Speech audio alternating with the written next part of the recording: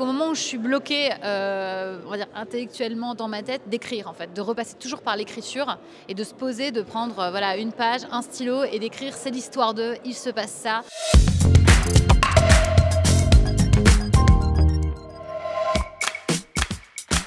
Non. Non, pas du tout, c'est la première fois qu'on se rencontre. Là, c'est le malentendu. Bah si, enfin. Oui, ça fait 10 ans. Clémence, tu te souviens pas?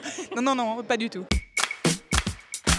Eh ben, on rencontre des gens concernés, on leur parle beaucoup, on lit beaucoup et on voit à peu près tout ce qui a été fait sur le sujet, si on a le temps. Je pense qu'il y a un grand temps de documentation.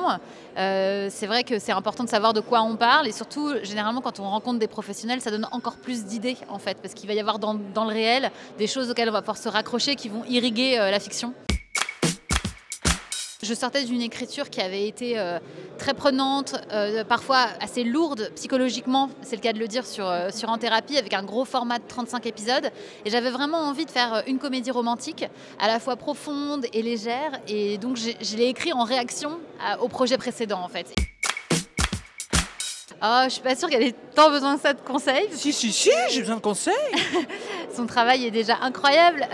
Peut-être un des conseils qu'on m'a donné, c'est qu'au moment où je suis bloquée, on va dire intellectuellement dans ma tête, d'écrire en fait, de repasser toujours par l'écriture et de se poser, de prendre voilà, une page, un stylo et d'écrire c'est l'histoire de, il se passe ça, voilà, que ça devienne très concret en fait. Parce que souvent je trouve qu'on se noie un peu dans un verre d'eau parce qu'on retourne des situations dans nos têtes, alors que parfois juste de les coucher sur le papier, ça aide.